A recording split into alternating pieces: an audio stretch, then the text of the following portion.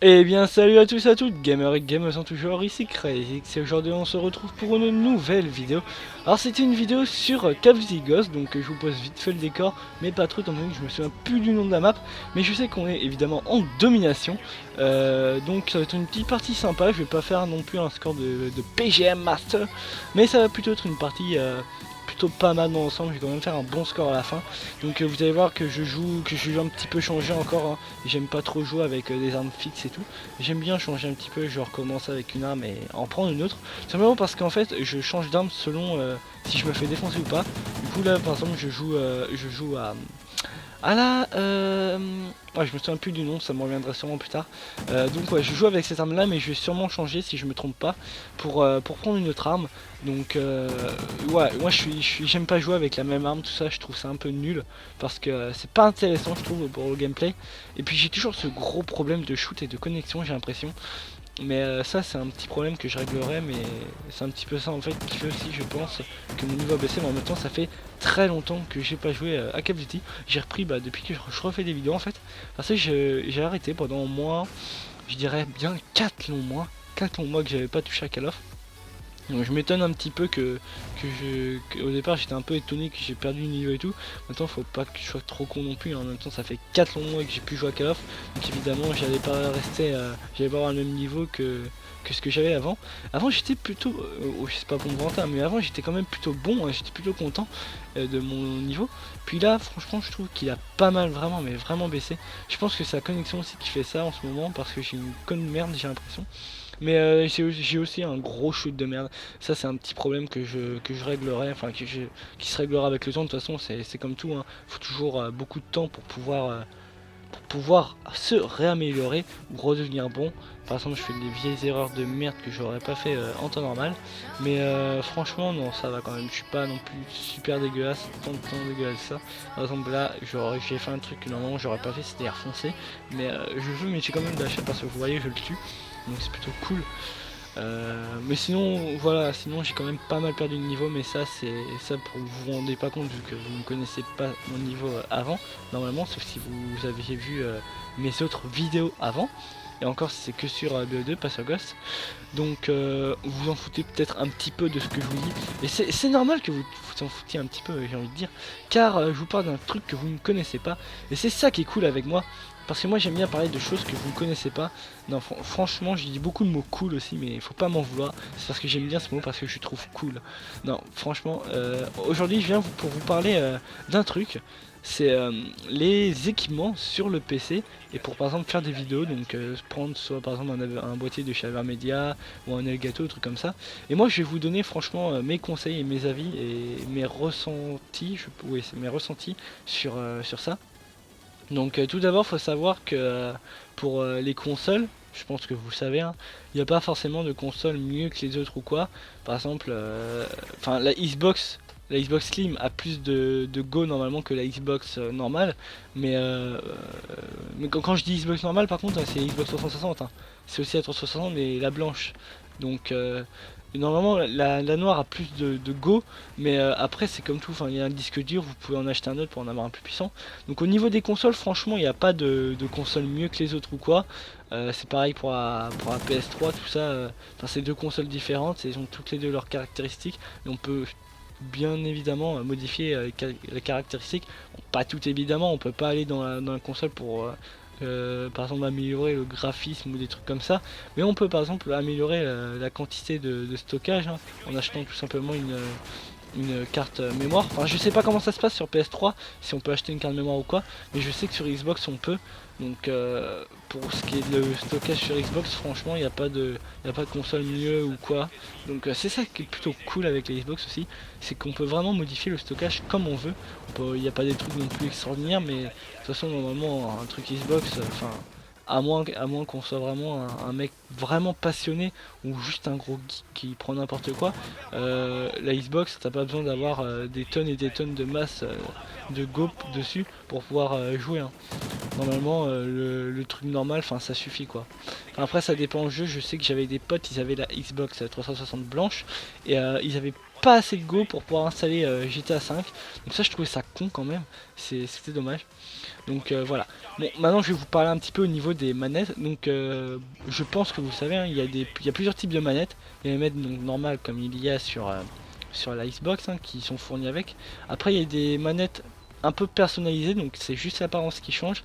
Après il y a des manettes vraiment plus poussées avec des palettes derrière et par exemple des petites vis sur les gâchettes.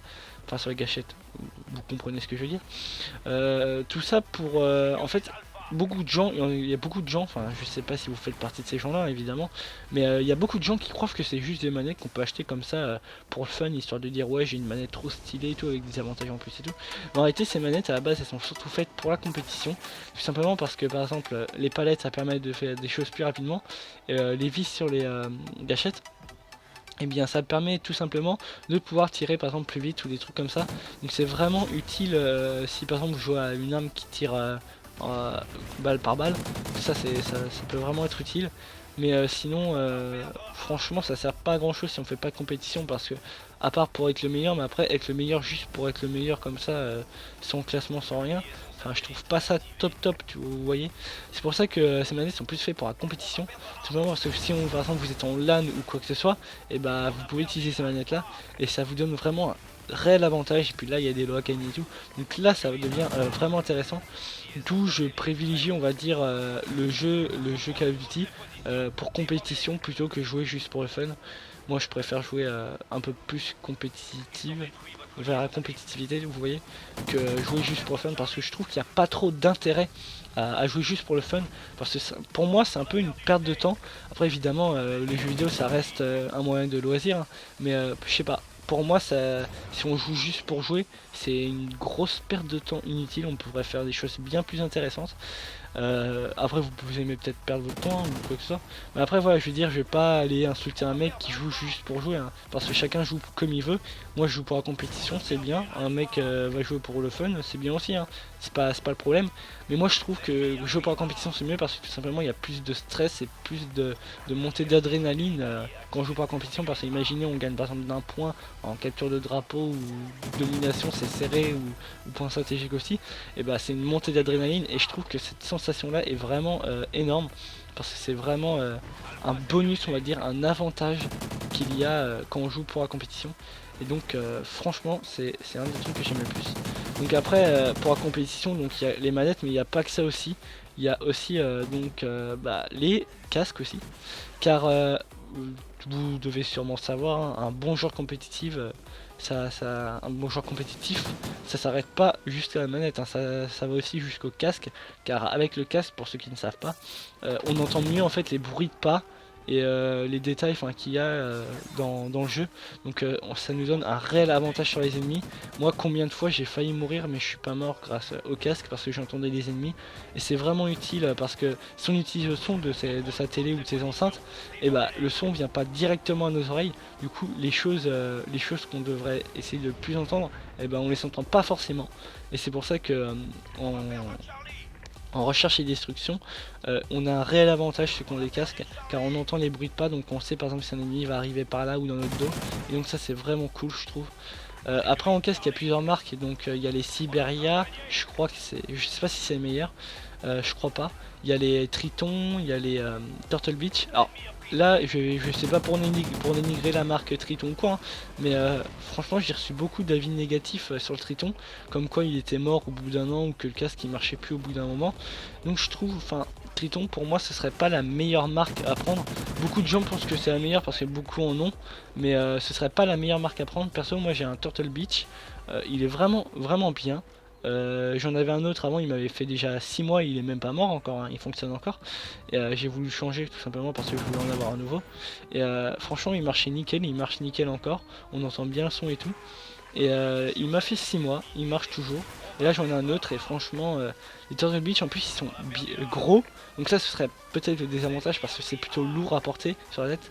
Mais c'est vraiment des casques résistants. Par exemple un Triton, tu fais imaginons par exemple tu es un peu maladroit, tu le fais tomber quelquefois je pense que à la fin ton triton il est mort, que le Turtle Beach tu peux le faire tomber parce que moi je suis un peu maladroit, j'ai fait tomber déjà quelques fois et il est pas mort, il est nickel encore, il fonctionne très bien, il y a rien à redire franchement, à part les fils qui sont peut-être un petit peu trop longs, mais qui peuvent vraiment être utiles si on joue loin de la télé. Mais sinon ouais, les fils sont un petit peu trop longs, mais sinon c'est nickel.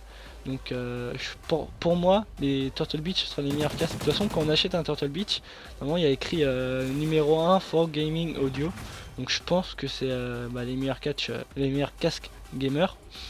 Donc voilà, je trouve ça plutôt cool les Turtle Beach, ils sont gros, beaux et tout. Les tritons sont bien aussi, hein, c'est pas le problème, mais on va dire qu'ils sont moins résistants et que vous avez moins de chances de garder votre triton longtemps comparé à un Turtle Beach. Donc ça c'est mon avis.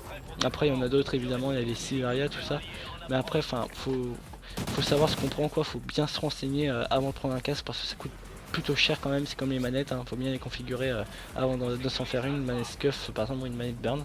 Donc faites attention à ce que vous faites quand vous en achetez et puis bah tout ira bien. Donc c'est déjà la fin de ce gameplay, c'est plutôt passé vite. Donc moi je vous dis à bientôt pour de prochaines vidéos, c'était CrazyX.